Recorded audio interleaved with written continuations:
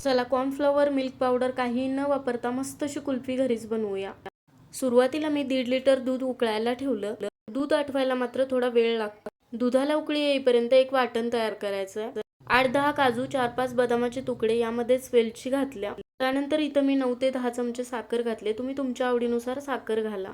आता याची एकदम बारीक पावडर तयार करून घेतली। 1.5 लिटर दूध उकळायला ठेवलं होतं, त्यातलं फक्त अर्धा लिटर दूध शिल्लक राहिलं पाहिजे इतपत आटवून घ्यायचं। थोडंसं दूध असं घट्ट झालं की यामध्ये तयार करून घेतलेली पावडर घातली।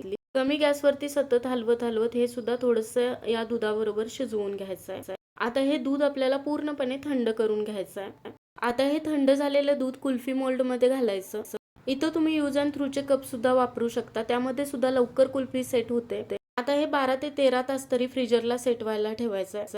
कुल्फी डिमोल्ड करायच्या आधी काही सेकंद गरम पाण्यामध्ये बुडवा, लगेचच डिमोल्ड होतात। चला कुल्फी आवडली असेल तर जाता जाता लाईक आणि फॉलो तेवढं करा।